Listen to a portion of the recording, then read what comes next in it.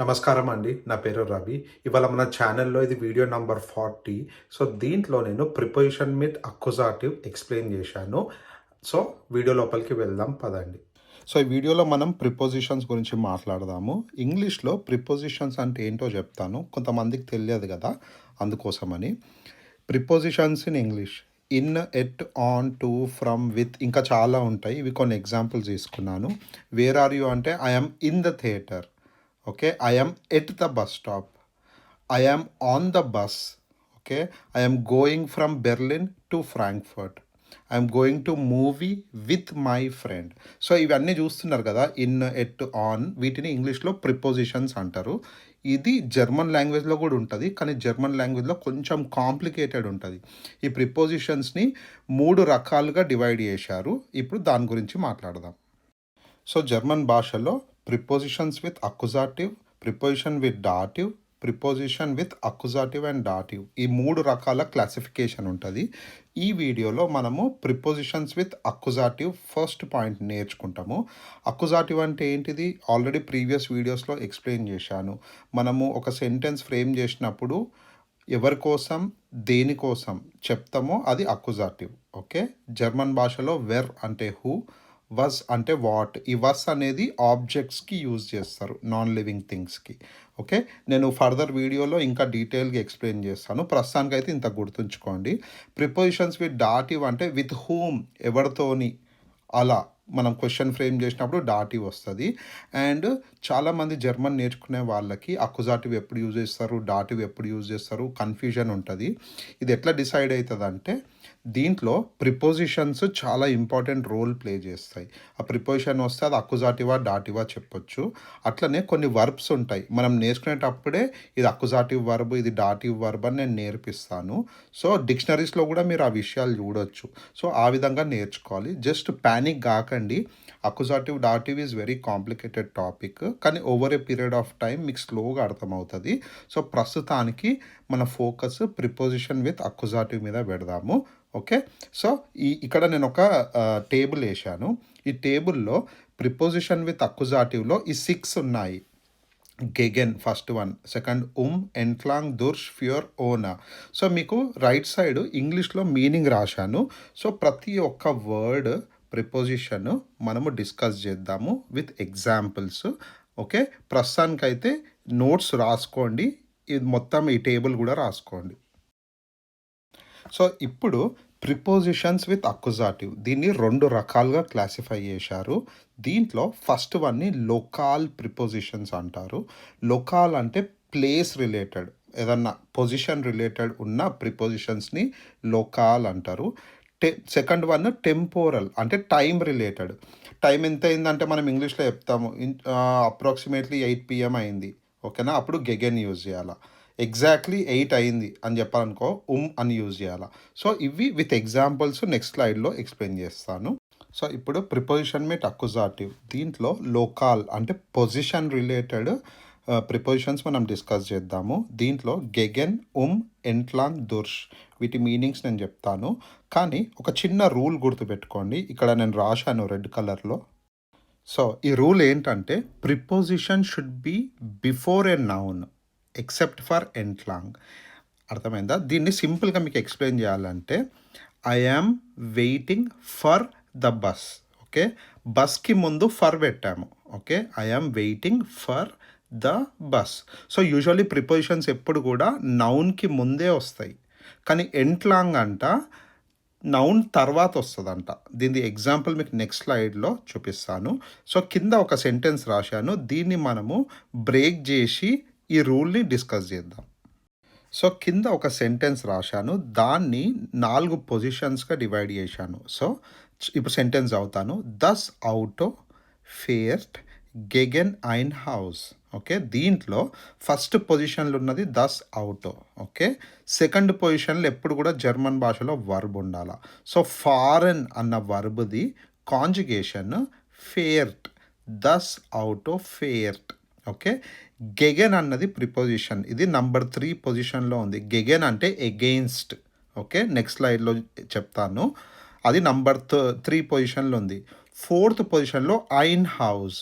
Okay, అంటే ఒక ఇల్లు. సో దీని మీనింగ్ ఏంటంటే ఒక కారు ఒక ఇంటికి ఎగెయిన్స్ట్‌గా పోతుందంట. మేబీ పొయ్యి గుద్దుతదేమో. అర్థమైందా? సో ఆ విధంగా. సో దీంట్లో ఐన్ హౌస్ అన్నది నౌన్. ఐన్ అంటే ఏ. ఓకే. డెర్, ది, దాస్ ఆల్రెడీ చెప్పాను. అంటే ద, ఐన్ లేదా ఐనా అని ఉంటే ఏ అని అర్థం. ఓకే. సో పైనున్న రూల్ ఈ సెంటెన్స్‌లో చూడండి. ఐన్ హౌస్ అన్నది నౌన్ గదా! ఈ నౌన్‌కి ముందు ప్రిపోజిషన్ ఉండాలి. అన్ని ప్రిపోజిషన్స్ అలానే ఉంటాయి ఎక్సెప్ట్ ఎంట్లాంగ్. దాని గురించి నెక్స్ట్ స్లైడ్‌లో మాట్లాడదాం. సో ఇప్పుడు ప్రిపోజిషన్ విత్ అక్యుజాటివ్‌లో లోకాల్లో 4 ఉంటాయి. గెగెన్, ఎంట్లాంగ్, దుర్ష్. ఓకే. దీంట్లో ఫస్ట్ వన్ గెగెన్ గురించి మాట్లాడదాము. 2 సెంటెన్సెస్ రాశాను. నీట్‌గా ఎక్స్‌ప్లెయిన్ చేస్తాను. గెగెన్ అంటే ఎగెయిన్స్ట్. సో మీరు ఎప్పుడైనా గెగెన్ అన్న ప్రిపోజిషన్ చూస్తే దాని తర్వాత వచ్చింది అక్యుజాటివ్ అని బ్రెయిన్‌లో పెట్టేసుకోండి. ఓకే. సో ఫస్ట్ ఎగ్జాంపుల్ చూద్దాం ఇప్పుడు. సో దస్ ఆటో ఫేర్ట్ గెగెన్ డేన్ బాum. ఓకే. బాum అంటే ట్రీ. సో ఆటో అంట. ఆటో అంటే ఏంది? కార్ జర్మన్ భాషలో. కారు పోయి ఒక చెట్టుకి ఎగెయిన్స్ట్‌గా వెళ్తుందంట. అంటే గుద్దుకుంటదేమో. ఓకే. సో డెర్ బాum. డెర్ కాస్త డేన్ బాum అయింది. ఎందుకంటే అక్యుజాటివ్‌లో డెర్ కాస్త డేన్ అయితది. డీఈఎన్. ఓకేనా. సో ఇక్కడ గెగెన్ అన్నది అక్యుజాటివ్ ప్రిపోజిషన్ కాబట్టి మనం బ్రెయిన్‌లో పెట్టేసుకోవాలి. ఓకే. గెగెన్ అక్యుజాటివ్ ప్రిపోజిషన్ వచ్చింది. డెర్ కాస్త డేన్ అయింది. ఈ విధంగా మనము ఈ ఫార్ములా లాగా సబ్స్టిట్యూట్ చేసుకోవాలి. సో ఇట్లా మన లాంగ్వేజ్ స్లోగా ఇలా బిల్డ్ అయ్యి మనం కొంచెం A to B1 లెవెల్‌కి వచ్చేసరికి ఈ రూల్స్ అన్నీ మన బ్రెయిన్‌లో ఆటోమేటిక్ వచ్చేస్తాయి. సో ఇప్పుడు నెక్స్ట్ సెంటెన్స్. ఇష్ హాబ్ నిక్స్ గెగెన్ డీజన్ మాన్ అంటే I have nothing against this person అని అర్థం. సో ఇక్కడ గెగెన్ తర్వాత డీజర్ మాన్ కాస్త డీజెన్ మాన్ అయింది. ఎందుకంటే గెగెన్ అన్నది అక్యుజాటివ్. సో పైనున్న సెంటెన్స్లో ఒక కొత్త వర్డ్ వచ్చింది. మీకు తెలుసు అందరికీ. నిస్ట్ అంటే నాట్ అని అర్థం. ఇష్ ఎస్స నిస్ట్. I don't eat. ఓకేనా. నిస్ట్ అంటే నాట్. అదే ఆ నిస్ట్ పక్కన ఎస్ పెట్టండి. నిక్స్ అంటే నథింగ్ అని అర్థం. So I have nothing against this man. అందుకే ఇష్ హాబ్ నిక్స్ గెగెన్ డీజన్ మాన్. సో జర్మన్స్ కొందరు నిక్స్ అంటారు, నిస్ అంటారు. సో అది డిపెండ్స్. అది స్లాంగ్ బట్టి చేంజ్ అవుతుంది. సో ఇప్పుడు ప్రిపోజిషన్ విత్ అక్యుజాటివ్‌లో లోకాల్లో సెకండ్ వన్ అంటే అరౌండ్ అని అర్థం. ఇమాజిన్ చేయండి. ఒక రౌండ్ టేబుల్ ఉంది. చుట్టూ అందరు కూర్చొని తింటున్నారు. అప్పుడు అన్న ప్రిపోజిషన్ యూజ్ చేయాలి. ఇప్పుడు సెంటెన్స్ చూద్దాం. So first sentence. వియర్ సిట్సెన్ డెన్ టిష్ అంటే మేము ఒక టేబుల్కి చుట్టూ కూర్చున్నామని అర్థం. సో దీంట్లో వచ్చినప్పుడు నెక్స్ట్ వచ్చిన నౌన్ అక్యుజాటివ్. సో అప్పుడు డెర్ కాస్త డేన్ అవుతుంది. సో డెర్ టిష్ కాస్త డేన్ టిష్ అయ్యింది. ఇప్పుడు సెకండ్ ఎగ్జాంపుల్. దస్ ఆటో ఫేర్ట్ డి స్టార్ట్. ఓకే. డి స్టార్ట్ అంటే సిటీ. ఓకే. సో ఇక్కడ నేను బ్లూ కలర్లో ఒక టేబుల్ వేసాను. Nominative and accusative. So difference చూడండి. ఉట్టి డెర్ కాస్త డేన్ అవుతుంది. దాసే ఉంటుంది అక్యుజాటివ్లో. డి ఏమో డి ఉంటుంది. అందుకే దస్ ఆటో ఫేర్ట్ డి స్టార్ట్. ఇక్కడ ఏం చేంజ్ లేదు. డి స్టార్ట్ అనే రాయాలి. సో దీని అర్థం ఏంటంటే కారు సిటీ చుట్టూ తిరుగుతుందంట. అంటే అరౌండ్. ఓకేనా. So local verb around. వియర్ సిట్సెన్ డెంటిష్ అంటే చుట్టూ, టేబుల్కి చుట్టూ కూర్చున్నాము. ఈ విధంగా సెంటెన్స్ ఫ్రేమ్ చేయాలి. సో ఇప్పుడు నంబర్ 3 ప్రిపోజిషన్ ఎంట్లాంగ్. ఇది లోకల్ ప్రిపోజిషన్ అంటే పొజిషన్ బేస్డ్ ప్రిపోజిషన్ అని అర్థం. సో దీని మీనింగ్ ఎంట్లాంగ్ అంటే ఎలాంగ్. మీకు ఆల్రెడీ చెప్పాను. ఎంట్లాంగ్ అన్న ప్రిపోజిషన్ ఎప్పుడు నౌన్ తర్వాతనే యూజ్ చేయాలి. ఇది exception. Okay. So first example. విఆర్ ఫారెన్ డీస్ స్ట్రాస ఎంట్లాంగ్. ఇంగ్లీష్లో meaning we drive along the street. Okay. So ఇప్పుడు ఈ సెంటెన్స్ని బ్రేక్ చేద్దాము. వియర్ అంటే వి, ఫారెన్ అంటే టు డ్రైవ్, డీజ్ స్ట్రాస అంటే దిస్ స్ట్రీట్. అదే ద స్ట్రీట్ అంటే డి స్ట్రాస అనాల. ఓకే. డీజ డి ఇది ఆల్రెడీ నేను ప్రీవియస్ వీడియోస్లో ఎక్స్ప్లెయిన్ చేశాను. సో డీజ స్ట్రాస ఎంట్లాంగ్. సో నౌన్ తర్వాతనే ఎంట్లాంగ్ పెట్టాలి. సో ఇది ఎక్సెప్షన్. నెక్స్ట్ సెంటెన్స్ ఎర్లాయిఫ్ట్ డేన్ ఫ్లూస్ ఎంట్లాంగ్. ఈ సెంటెన్స్ని ఇప్పుడు ఎక్స్ప్లెయిన్ చేస్తాను. దీన్ని ఇంగ్లీష్లో he runs along the river. ఒక రివర్ ఉందంట, దాని పక్కన రన్నింగ్ చేస్తుండంట ఒక మనిషి. ఇక్కడ యూజువల్లీ అలానే ఉంటాయి, రివర్ పక్కన చాలా పార్క్స్ ఉంటాయి అన్నట్టు. సో ఇప్పుడు ఎర్ అంటే హీ, లాయిఫ్ట్ అన్నది వర్బ్, దాని ఇన్ఫినిటివ్ ఫామ్ లౌఫెన్. సో కాంజుగేషన్ మీరు డిక్షనరీలో చూసుకోవచ్చు, ఇష్ లౌఫ్, ఓకేనా. ఎర్ లాయిఫ్ట్. ఇక్కడ ఫ్లూస్ అంటే రివర్, ఓకే. ఫ్లూస్ అన్నది డెర్ ఫ్లూస్. సో మనం అక్యుజాటివ్ ప్రిపోజిషన్ ఎంట్లాంగ్ యూజ్ చేసినాం కాబట్టి డెర్ కాస్త డేన్ అవుతుంది. సో ఎర్ లాయిఫ్ట్ డెన్ ఫ్లూస్ ఎంట్లాంగ్. సో ఇప్పుడు ప్రిపోజిషన్ మిట్ అక్యుజాటివ్లో లోకాల్లో ఫోర్త్ ప్రిపోజిషన్ దుర్ష్ గురించి మాట్లాడుతున్నాము. దుర్ష్ అంటే త్రూ, ఓకేనా. So I'm looking through the window. So sentence చూడండి, ఇష్ జే దుర్ష్ దాస్ ఫెన్స్టర్.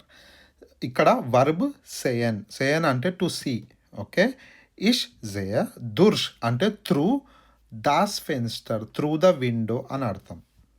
ఇదే సెంటెన్స్ని కొంచెం షార్ట్గా కూడా రాయొచ్చు. రైట్ సైడ్ ఒక స్టార్ పెట్టి ఒక ఫార్ములా రాశాను. సో దుర్ష్ అన్న ప్రిపోజిషన్ తర్వాత దాస్ నౌన్ వచ్చింది అనుకోండి, మనం షార్ట్ కట్గా దుర్స్ అని రాయొచ్చు. సో దాస్ని జస్ట్ ఎస్ యాడ్ చేయాలి దుర్స్కి. సో ఇక్కడ సెంటెన్స్ చూడండి, ఇస్ ఏ దుర్స్ ఫెన్స్టర్ అంటే ఇస్ ఏ దుర్ష్ దాస్ ఫెన్స్టర్. ఇది జస్ట్ షార్ట్ కట్. మీరు ఏదైనా లెసన్ రీడ్ చేస్తుంటే అప్పుడప్పుడు ఇట్లా వస్తుంది, సో మీరు అర్థం చేసుకోవాలన్నట్టు. ఇప్పుడు నెక్స్ట్ సెంటెన్స్, ఎర్ఫేర్ట్ దుర్ష్ ఫ్రాంకరైష్ నాక్ స్పానియన్, ఓకే. దీంట్లో ఒక్కొక్క వర్డ్ డిస్కస్ చేద్దాం. ఎర్ర అంటే హీ, ఫారెన్ అన్న వర్బ్ ది కాంజుగేషన్ ఎర్ర వస్తే ఫేర్ట్ అవుతుంది, ఓకే. దుర్ష్ అంటే త్రూ ఆర్ ఇంగ్లీష్లో వయా అంటాం కదా మనం, అది కూడా. సో ఫ్రాంకరైష్ అంటే ఫ్రాన్స్, నాక్ అంటే టు, స్పానియన్ అంటే స్పెయిన్. సో మీరు చూడండి, యూరోప్ మ్యాప్ చూడండి, జర్మనీ అండ్ స్పెయిన్ మధ్యలో ఫ్రాన్స్ ఉంటుంది. సో తను ఏం చేశాడంట, ఇక్కడి నుంచి స్పెయిన్కి వెళ్ళిండంట, వయా ఫ్రాన్స్ వెళ్ళిండంట. సో ఇలాంటి సెంటెన్స్ని ఫ్రేమ్ చేసినప్పుడు దుర్ష్ యూజ్ చేయాల. మళ్ళీ చెప్తున్నాను, ఎర్ఫేర్ట్ దుర్ష్ ఫ్రాంకరైష్ నాక్ స్పానియన్ అంటే ఒక అతను జర్మనీ నుంచి స్పెయిన్ పోవాలనుకోండు, మధ్యలో ఫ్రాన్స్ ఉంది, దాని మీద నుంచి పోయిండు. సో ఎర్ఫేర్ట్ దుర్ష్ ఫ్రాంకరైష్ నాక్ స్పానియన్. సో ఇప్పుడు సమ్మరీ, మనం ఈ వీడియోలో ఏం నేర్చుకున్నామో ఒక్కసారి చెప్తున్నాను. ప్రిపోజిషన్స్ని ఇంగ్లీష్లో ఏమంటారో ఎక్స్ప్లెయిన్ చేశాను. ఈ ప్రిపోజిషన్స్ని 3 రకాలుగా క్లాసిఫై చేశారు. మనము ఈ వీడియోలో ప్రిపోజిషన్ మిట్ అక్యుజాటివ్ డిస్కస్ చేశాము. సో నేను రెడ్ కలర్తో ఎక్కడైతే టిక్ చేసినో దాని మీదనే మీ ఫోకస్ పెట్టండి, మిగతాది నెక్స్ట్ వీడియోలో డిస్కస్ చేద్దాం. సో ఇప్పుడు ఫస్ట్ వన్, గెగెన్కి 2 మీనింగ్స్ ఉన్నాయి, ఒకటి ఎగెయిన్స్ట్, ఇంకొకటి అబౌట్ టైమ్ అని రాశాను. సో రెడ్ కలర్తో అండర్లైన్ చేసినాను చూడండి, ఇవన్నీ పొజిషన్ బేస్డ్ లోకల్ ప్రిపోజిషన్స్ అక్యుజాటివ్లో, అవి మాత్రమే డిస్కస్ చేశాము. నెక్స్ట్ వీడియోలో టైమ్ రిలేటెడ్ ప్రిపోజిషన్స్ దీంట్లో డిస్కస్ చేద్దాం. మీకు ఈ వీడియో బాగా అర్థమైందని అనుకుంటున్నాను. నేను మీకు ఒక హోంవర్క్ ఇస్తున్నాను. ఈ వీడియోలో ప్రిపోజిషన్ మీట్ అక్యుజాటివ్లో లోకాల్లో 4 ఉంటాయని చెప్పాను. ఆ 4 ప్రిపోజిషన్స్ ఏంటిదో కమెంట్లో రాయండి. Thanks for watching.